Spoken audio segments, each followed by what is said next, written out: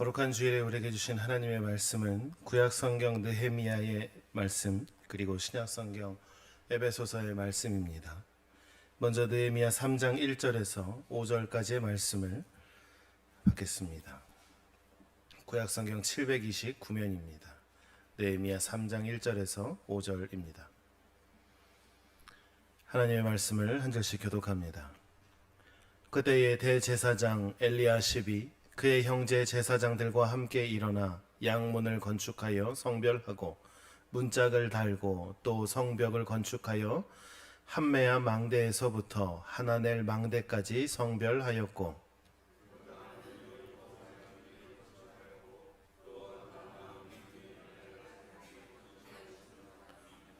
어문은 하스나의 자손들이 건축하여 그 들보를 얹고 문짝을 달고 자물쇠와 빗장을 갖추었고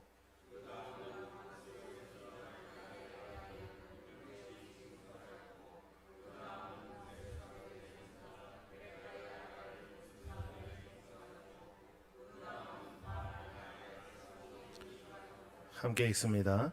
그 다음은 드고아 사람들이 중수하였으나 그 귀족들은 그들의 주인들의 공사를 분담하지 아니하였으며. 아멘. 신약 에베소서의 말씀입니다. 에베소서 2장 20절부터 22절의 말씀입니다. 신약성경 312면쯤에 있습니다. 에베소서 2장 20절부터 22절까지 말씀입니다. 우리 말씀도 한 절씩 교독합니다.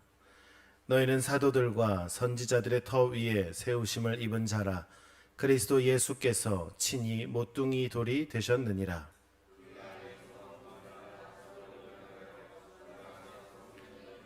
함께 읽습니다. 너희도 성령 안에서 하나님이 거하실 처소가 되기 위하여 그리스도 예수 안에서 함께 지어져 가느니라. 아멘. 요즘에 K 컬처라고 하죠. 뭐만 하면 다 K가 붙습니다. 뭐 K 팝, 뭐 우리나라 노래, K 무비, 우리나라 영화. 여러 뭐만 갖다 붙이면 다 K가 됩니다. K밥, 김밥, 비빔밥 이런 거 이야기하죠. 요즘은 한국을 대표하는 문화 콘텐츠가 전 세계적으로 열풍을 이끌고 있습니다. 우리 손주들이 보는 만화 그리고 이런 뭐 백화점이나 마트들을 다니다 보면 꼬맹이들이 부르는 동일한 노래가 있는데 그게 K-팝 데몬 헌터스라는 만화 영화 넷플릭스에서 보여준 만화 영화의 메인 테마 곡이기도 합니다. 그런데 사람들이 그 영화가 그런 뭐 넷플릭스 1위를 하고 전 세계적으로 열풍을 끌고 이거 재밌다 여기서 끝나지만은 않더라라는 것이죠. 이제는 사람들이 그 영화를 보고 한국을 찾습니다.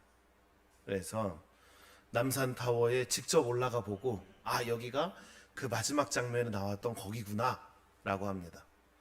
이미 세계적으로 우리나라 김밥이 꽤 유명한 거는 매체들을 통해 들으셨죠. 김밥이 엄청 잘 팔립니다. 냉동으로 해서 했다가 집에 가서 자연해동으로 해서 먹는 김밥도 꽤 유명합니다. 또 어떤 사람들은 그 영화에 나와 있는 그 저승사자들이 나오거든요. 저승사자들이 그 아이돌 가수로 해서 나오는데 그 저승사자들이 쓰고 있는 갓 있죠. 갓이 또 열풍이랍니다. 그래서 민속촌에 가면 갓을 하나씩 사서 써보기도 하고 갓을 쓰고 그 저승사자들이 있는 검은색 그거를 걸치고 좋다고 사진을 찍는 모습들도 볼 수 있습니다. 게다가 영화 속에 잠깐 비친 파란색 호랑이 한 마리가 나오는데요. 이게 그 우리나라 호작도에 있는 그 그림을 빗대어서 만든 캐릭터입니다. 호랑이와 까치 그림이죠. 그래서 국립중앙박물관에 요것 때문에 간대요, 사람들이. 이 소품을 사려고 뭐 배지든 뭐든 사려고 줄 서야 됩니다. 요즘 말로 오픈런 하지 않으면 못 삽니다. 또 어떤 유명한 가수가 그 반가사유상 조그만 반가사유상 요만한 거를 자기 책상 위에 올려놓은 걸 보고 또 전 세계 그 가수를 좋아하는 팬들이 그거를 사기 위해 또 막 줄을 섭니다. 한 나라를 어떻게 하면 설명할 수 있을까? 사람들은 그런 하나하나를 가지고 그 나라를 이해하는 것이죠. 갓을 보면 그 당시 옛날 사람들이 어떻게 살았는지를 이해하는 것이죠. 김밥을 먹으며 비빔밥을 먹으며 한국 사람들의 문화가 이런 거구나 라고도 하죠. 전주 한옥마을에 가면 비빔밥의 장인이 거기 있더라고요. 무슨 비빔씨라고 있더라고요. 그 사람은 또 비빔이라는 문화를 또 만들어냅니다. 사람들은 영화 한 편, 그림 한 장, 한번 민속촌에 와서 체험 한 번 하는 것, 이런 것들이 한국이라는 것을 알게 하는 것이죠. 그럼 교회는 어떨까요? 우리 교회를 가장 잘 소개하는 방법이 뭘까요? 우리 교회가 세 번째 지어진 건물인가요? 이게 세 번째 지어진 건물 제가 알고 있는데, 교회 건물? 노곡교회에서 옛날에 보육원을 했었지, 복지관을 했었지, 그걸로는 얘기가 되지 않을 것 같습니다. 저는 오늘 여러분들과 말씀 가운데서 나누기를 원하는 그 한 부분이 뭐냐면, 교회는 성도 한 사람 한 사람의 삶으로 그 역사가 쓰여진다라는 겁니다. 자, 그러면 그 기준에서 우리 교회를 소개해 보는 거죠. 무얼 보시면 우리 교회입니다가 아니라 우리 교회 누구누구 성도님이 계시는데로 시작하죠. 그분의 믿음을 가지고 이야기하는 겁니다. 그분의 사랑을 가지고 교회를 소개할 수 있는 것이죠. 그분의 헌신이 우리 교회를 보여주는 척도가 되는 겁니다. 그렇다면 교회는 공동체라고 우리는 이미 알고 있는데, 우리 교회를 소개하는 데는 바로 여러분의 삶을 이야기하면 우리 교회를 소개할 수 있다라는 것이죠. 오늘 설교의 제목처럼 여러분의 삶이 이 교회의 역사가 되는 것입니다. 본문의 상황을 잠깐 살펴보겠습니다. 이스라엘 백성은 바벨론 포로로 끌려갑니다. 그리고 페르시아 시대에 다시 고향으로 돌아오죠. 스룹바벨이 성전을 재건했고 에스라가 그들에게 율법을 가르쳤습니다. 그러나 예루살렘은 여전히 성벽이 무너진 채로 남아 있었죠. 성벽이 무너진다는 건 단순히 그냥 도시의 경계가 허물어진다는 것이 아닙니다. 성벽이라는 건 군사적인 이유로도 세워지는 것이기 때문이죠. 언제든지 적군이 수월하게 쳐들어올 수 있다는 그 불안함이 그들 가운데 있습니다. 누구든지 마음만 먹으면 들어와서 약탈당할 수 있다는 그런 무력감이 그들에게 있습니다.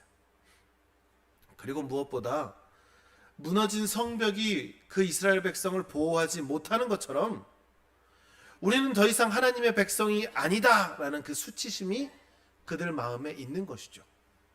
왜일까요?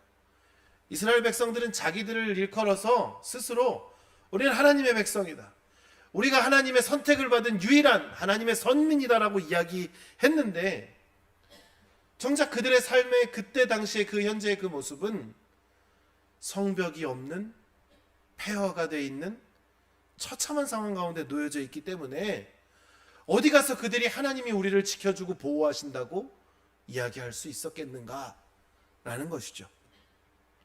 물론 성전은 있었지만 성벽이 없었기 때문에 어떻게 보면 멋진 집을 지어놓고 문짝을 안다는 것과도 같죠. 문이 없는 집은 집이 아니잖아요. 그냥 천막이잖아요. 성벽이 없는 도시는 여전히 무너져 있는 공동체였다라는 것이죠. 오늘 우리가 읽은 느헤미야는 페르시아 왕 아닥사스다의 술관원이었습니다. 근데 예루살렘의 참담한 소식을 듣고 깊이 울며 기도합니다. 1장의 이야기입니다. 그리고 왕의 허락을 받아 총독으로 파견되어서 무너진 성벽을 다시 재건하는 일을 시작합니다. 오늘 우리가 읽은 본문 3장에는 일일이 사람들의 이름과 그들이 무엇을 했는지를 기록하고 있습니다. 제사장 엘리야십은 양문을 세웠고 그 옆에는 여리고 사람들이, 또 그 옆에는 삭굴의 아들 10개가 쭉쭉쭉쭉 기록되고 있습니다. 그럼 성경은 이 사람들의 이름을 왜 기록했을까요? 저는 처음에 예전에 묵상을 할 때는 이렇게 묵상했습니다. 우리가 어느 큰 건물이나 이런 데를 들어가면, 어떤 병원에 가면 그런 거 써 있죠. 이 건물을 짓기 위해 헌신해 주신 분들, 감사한 이름들하고 쭉 써져 있는, 그리고 영화가 끝나면 엔딩 크레딧처럼 올라가는 영화를 위해 수고한 모든 사람들의 이름이 쫙 기록되는 것처럼 그렇게 생각을 해봤었습니다. 이름을 다 기록했다라는 건 공동체 전체가 참여했다라는 걸 이야기하죠. 성벽은 한두 사람의 힘이 아닙니다. 모든 계층의 손길이 함께 세운 역사였습니다.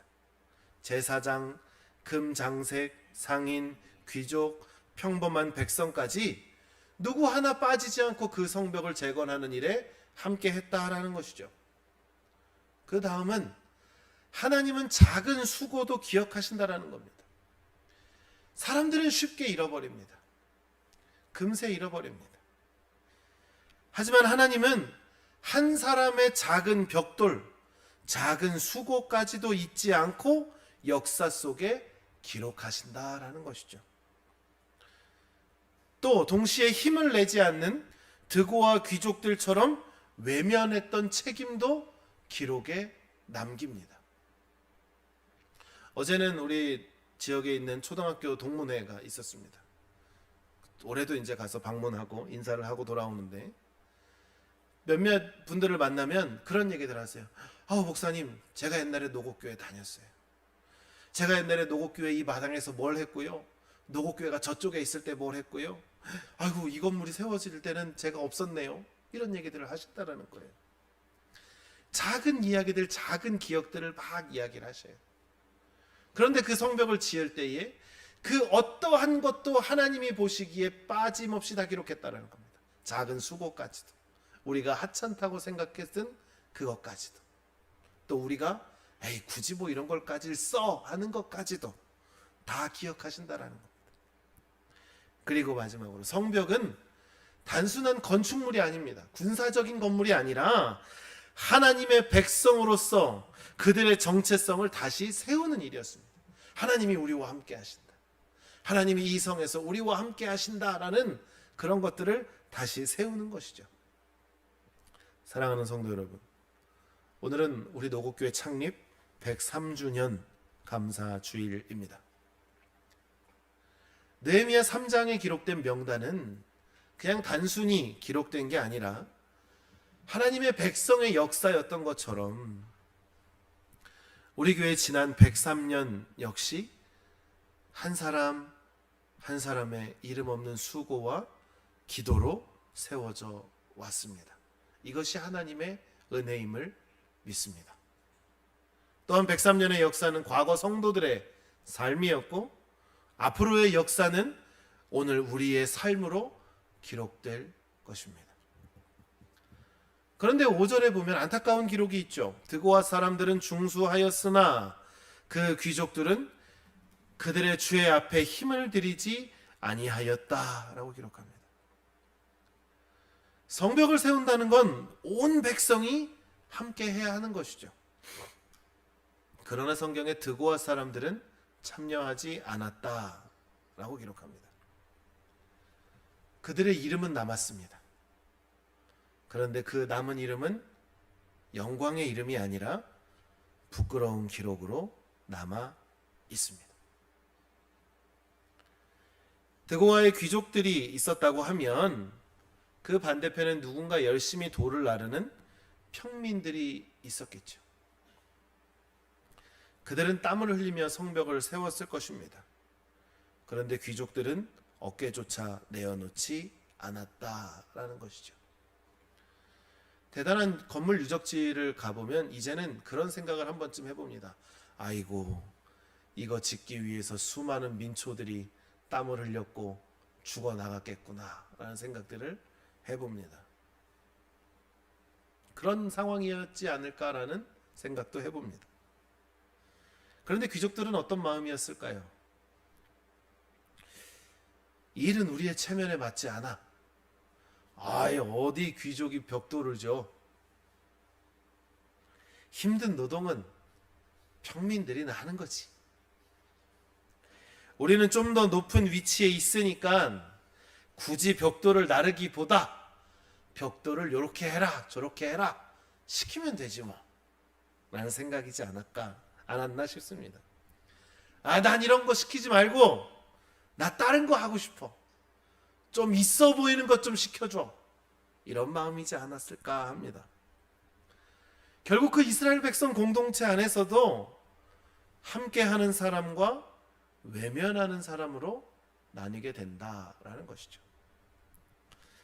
성서학자들은 이 장면이 중요한 이유를 이렇게 설명합니다. 하나님은 성벽을 세운 사람의 이름을 기억하듯이 함께하지 않은 사람의 이름도 기록하셨다라는 겁니다.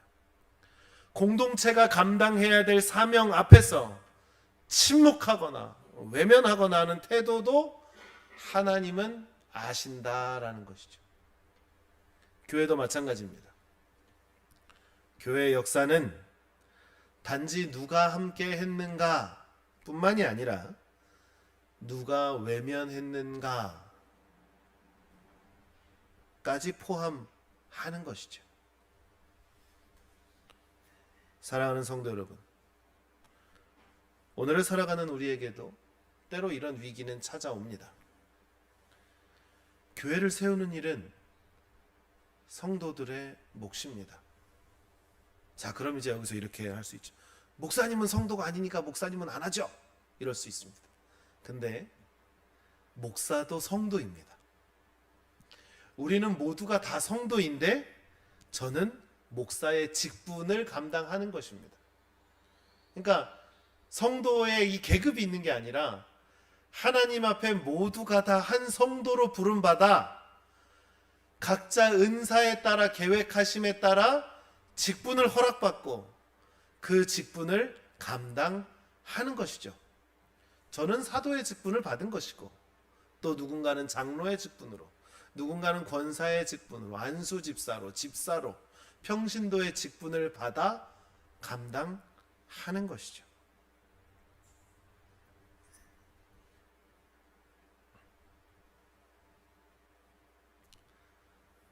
그런데 누군가는 헌신하고 누군가는 방관합니다. 누군가는 비난합니다. 어떤 이들은 나는 작다, 내 역할은 중요하지 않다 이러면서 빠집니다. 또 어떤 이들은 그건 내 체면에 맞지 않아 하며 외면합니다. 또 어떤 이는 다른 사람이 하겠지 라며 책임을 미룹니다. 그럼 그때 교회는 어떻게 될까요? 교회는 약해지고 교회를 세워가는 그 건축의 과정은 멈춰버리게 됩니다. 여러분은 어떻게 하시겠습니까? 103년의 교회 역사 속에, 앞으로의 역사 속에 우리의 이름은 어떻게 기록되기를 원하십니까? 교회를 함께 세운 자들의 이름입니까? 아니면 드고와 귀족들처럼 함께 하지 않은 자들의 이름으로 기록되길 원하십니까? 한번 생각했으면 좋겠습니다. 교회의 역사라는 건 사실 큰 역사의 기록만은 아니죠. 어떤 큰 행사, 예배당을 건축한 거, 목회자가 새로 부임한 거, 큰 행사를 치렀던 그런 일들만이 전부는 아니죠. 그보다도 본질적인 건 이름 없는 성도들의 삶입니다. 눈에 띄지 않게 새벽마다 교회를 지킨 그 기도의 무릎들이 있었습니다. 방 한 칸에서 시작한 몇 명의 성도들이 그 믿음이 시작이었습니다. 한 선교사가 그 가정과 함께하여 교회를 세워갔던 그 결단의 시작이었습니다. 또 누군가 자신은 배불리 먹지 못해도 헌금을 떼어 놓았던 가난한 성도들의 손길이 있습니다. 교회 청소를 하고 의자를 정돈하고 교회 마당에 풀을 뽑고 굳은 일들을 했던 봉사의 손길이 있습니다. 우리가 과거에 이야기했던 과거에 젊은 애들이 많았다, 어린 애들이 많았다 했었던 그때 그 젊은 세대들을 위해 자기를 기꺼이 내어 주었던 봉사의 손길도 있고, 지금은 다 장성하여 어른이 되고 누군가는 노년의 때에 이르렀지만 그런 그들을 위해 기도해 주었던 우리 신앙 선배들의 믿음의 눈물들도 있습니다. 이 모든 것이 모여서 오늘 우리가 감사하는 이 103년의 역사를 만들어 온 것이죠. 하나님 앞에선 작은 헌신 하나, 짧은 기도 한마디, 보이지 않는 봉사 하나까지도 다 기록됩니다. 우리가 오늘 예배 가운데 불렀던 그 찬양의 소리는 과거 성도들의 찬양이 쌓여 오늘날까지 이어져 오는 것입니다. 지금 여러분이 앉아있는 이 자리는 그냥 누가 사다 놓은 의자가 아니라, 누가 헌물한 의자, 헌물한 건물이 아니라 누군가의 헌신으로 땅에 심겨서 오늘 우리가 그 열매를 누리고 있는 것입니다. 자, 그럼 이제 우리 교회를 소개해 볼까요? 무엇을 이야기해야겠습니까? 믿음으로 헌신한 성도들의 이야기를 전하면 그 교회는 아름답게 기억됩니다. 그러나 다툼과 문제만을 꺼낸다면 그 교회는 부정적인 교회가 됩니다. 그렇다고 해서 좋은 이야기만 하고 우리 나쁜 얘기는 쉬쉬합시다, 이런 것도 아닙니다. 결국 교회의 역사는 성도 한 사람 한 사람의 삶으로 채워지는 것입니다. 사랑하는 성도 여러분, 여러분이 바로 교회의 역사입니다. 여러분 각자 우리 한 명 한 명이 교회 벽돌 하나입니다. 벽돌 하나가 빠지면 성벽 전체가 약해지고, 하나가 어긋나져서 쌓아지면 건축물 전체가 흔들리는 것과도 같습니다. 수원 화성이 있습니다. 그 외벽을 이렇게 걸어보면 그 돌들이 모두 똑같은 모양으로 깎여져서 쌓여 있지 않습니다. 큰 돌, 작은 돌, 네모난 돌, 울퉁불퉁한 돌, 여러 각이 져 있는 돌, 다 모양이 제각각입니다. 그런데 그 돌들을 억지로 갖다 쌓아놓고 콘크리트를 부어서 쌓아놓은 것이 아닙니다. 그 돌들의 모양을 살려서 다듬고 깎아서 서로 맞추어 쌓았기 때문에 오늘날도 무너지지 않고 튼튼히 서 있는 것입니다. 교회도 마찬가지입니다. 우리는 다 다릅니다. 똑같은 사람 아무도 없습니다. 나처럼 똑같이 태어나서 똑같이 먹고 똑같이 자고 똑같이 생기고 똑같이 생각을 하는 사람은 아무도 없습니다. 성격도 다르고 배경도 다르고 각 지체로 부르신 은사도 다 다릅니다. 어떤 분은 활발합니다. 어떤 분은 조용합니다. 어떤 분은 앞에서 사역합니다. 어떤 분은 뒤에서 묵묵히 섬깁니다. 하나님은 우리를 억지로 다 똑같이 만드시지는 않으셨습니다. 오히려 우리의 다양함을 사용하셨고, 우리의 서로 다른 모습이 어우러질 때 교회가 더 단단해지고 아름다워짐을 우리는 믿습니다. 나와 다른 사역의 자리에 있는 성도들이 있기에, 나와 다른 일을 하는 성도가 있기에 교회가 더 단단해지는 겁니다. 나와 어긋난 부분이 있기 때문에 사랑으로 다듬어갈 기회도 생기는 겁니다. 잘못된 것은 깨닫는 학습을 통한 성장의 기회라는 것도 우리는 압니다. 우리가 예수 그리스도라는 그 모퉁이 돌 위에 에베소서의 말씀대로 함께 세워지고 지어져 갈 때 교회는 세상 끝까지 무너지지 않는 성벽이 됨을 믿습니다.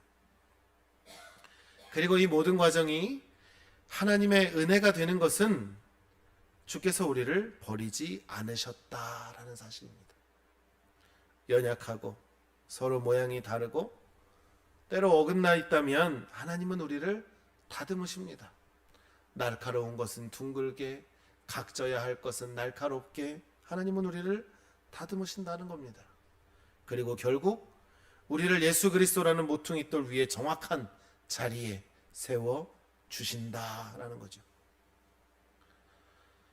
혹시 우리의 삶에서 다시 지우고 싶은 과거가 있는 분 있습니까? 이거는 좀 하지 말걸. 요즘 애들 말로 이야기하면요, 이불킥 하는 일들이 혹시 있으십니까?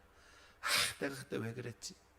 내가 그러지 말았어야 되는데 라는 일들이, 누군가에게는 실수, 관계의 상처, 믿음의 선택, 하나님 앞에서의 부끄러운 기억일 수도 있습니다.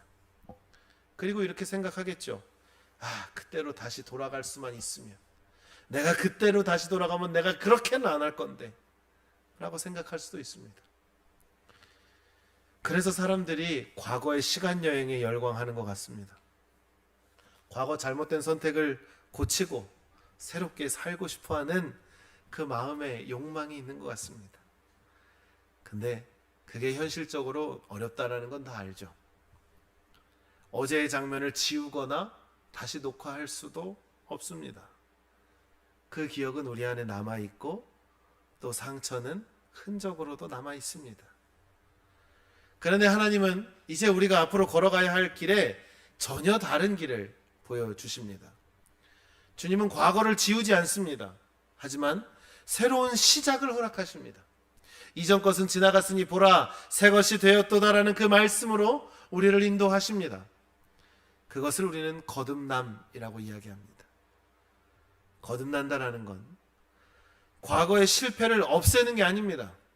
종이 쭉 찢어서 찢어버리는 게 아닙니다. 그 실패를 딛고 새로운 오늘을 살게 하시는 하나님의 능력입니다.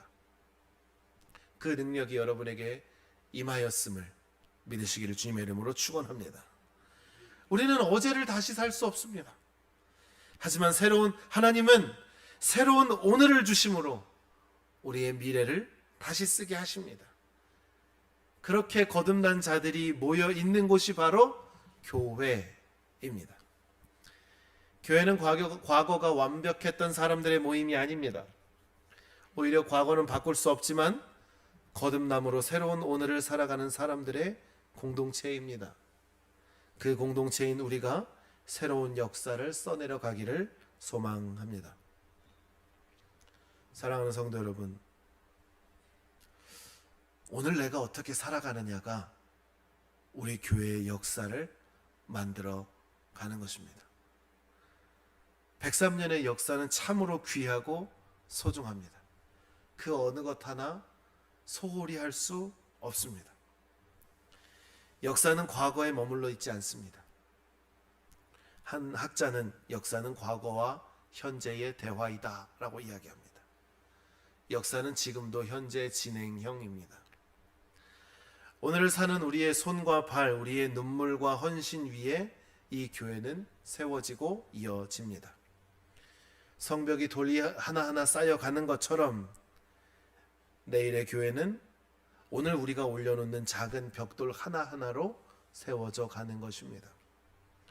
오늘 드린 나의 기도가 내일 교회의 숨결이 됩니다. 오늘 내가 내민 작은 손길이 내일 교회의 사랑의 이야기가 되는 것입니다. 오늘 믿음으로 내가 흘린 눈물이 내일 우리 교회의 간증이 되는 것입니다. 다시 질문을 해봅니다. 우리의 삶은 내일 교회 역사에 무엇으로 기록되기를 원하십니까? 교회의 미래는 멀리 있지 않습니다. 바로 오늘 내 삶이 바로 우리의 미래입니다. 내가 지금 어떤 마음으로 예배 드리는가? 내가 어떤 자세로 하나님의 나라를 섬기는가? 내가 어떠한 삶으로 이웃을 대하는지가 그대로 우리 교회의 역사로 남습니다. 오늘 우리가 그 하나님의 말씀 앞에 믿음으로 반응할 때 내일의 우리의 교회는 더욱더 단단하고 아름답고 복음의 전진 기지로 세워질 것을 믿습니다. 사랑하는 성도 여러분, 그간의 역사 가운데 수고 많으셨습니다. 그리고 앞으로 이렇게 기억하기를 소망합니다. 내 오늘의 삶이 우리 노곡교회의 역사가 된다 라는 것입니다. 그 역사에 언제나 하나님의 은혜가 충만하시기를, 하나님의 말씀이 여러분의 삶을 이끌어 가시기를 주님의 이름으로 축원합니다. 기도하겠습니다.